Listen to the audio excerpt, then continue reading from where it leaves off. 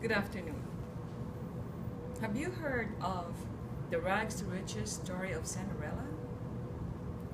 Did you know that the most popular version was written by Charles Perrault in 1697? Perrault is a French author.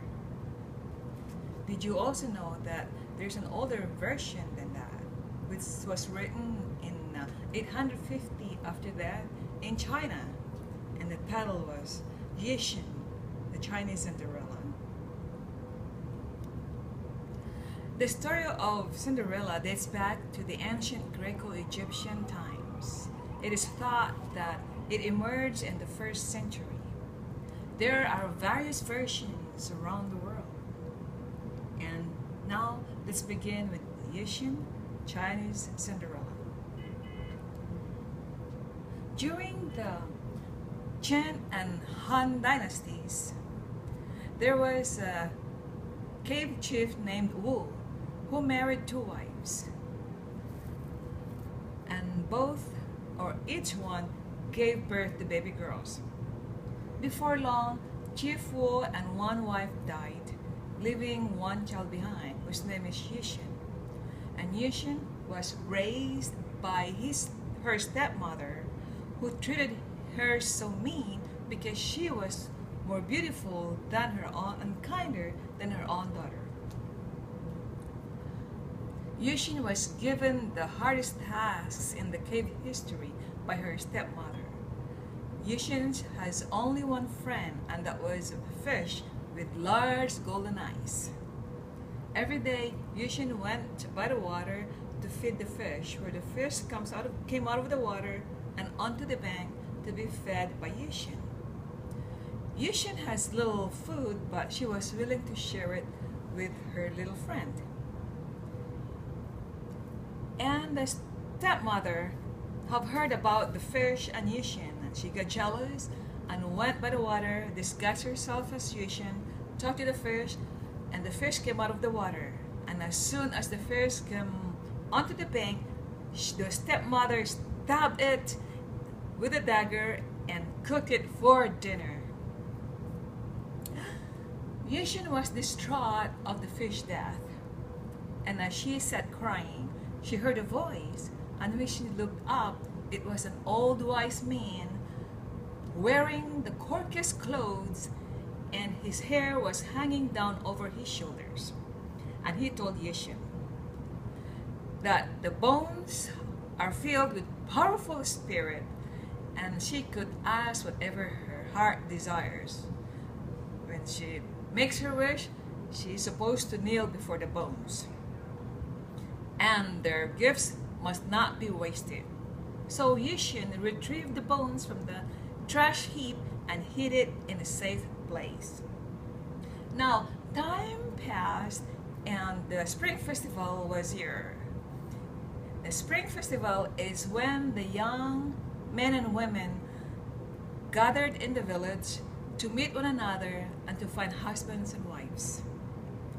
Yixin wanted to go, but her stepmother didn't allow her because she was afraid that someone will pick her up rather than her own daughter, because Yixin was pretty, prettier than her own daughter. So they left for the festival, leaving Yixin behind. And as soon as they left, Yixin, desperately wanting to go, asked the bones to give her the nicest clothes in town so she can attend the festival. And voila! All of a sudden, Yixin transformed into Cinderella. She was wearing a nice gown of azure blue with a cloak of kingfisher feathers draped around her shoulders. As soon as she arrived in the festival, all eyes were on her. Now the stepmother and her daughter seemed to recognize this face, this beautiful face. And Yixin, before they got closer, dashed out of the village, leaving 1 golden slipper behind.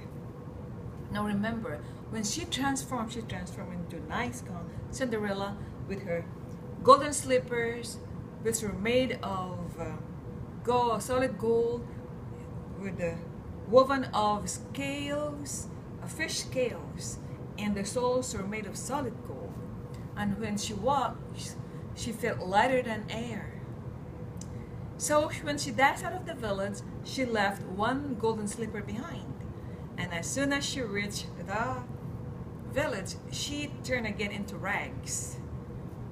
Saddened by the loss of one shoe, she hid the other shoe under her bed straw. The following morning, one merchant found the golden shoe and sold it to another merchant. The other merchant gave it to the king, and the king wanted to return it to the owner. When nobody fit into the shoe, the king decided to display it in the pavilion on the roadside where the golden slipper was found. It was guarded by king's men, but they were out of sight, but watching the shoe. All women from the village came, but nobody fit into the shoe. And one dark night, Yushin slipped out of her cave and took the shoe. She was about to run, but the king's men saw her and arrested her. They took her to the king. And the king was furious because he can't believe that someone in rags could possibly own this golden slipper. But as he got closer to Yushin, he saw how beautiful she was. The king and his men escorted Yushin to the cave to retrieve the other shoe. And as soon as she wore both shoes, then she transformed again to Cinderella, wearing the nice gown that she was wearing in the festival. And that time, the king knew that Yushin was for him. In closing, Yushin and the king got married and they lived happily ever after. As for the stepmother and her daughter, they were forced to live in their cave until they were crushed to death by the shower of flying stones. That is the story of Yushin, the Chinese Cinderella. Mr. Toastmaster. Yeah, perfect!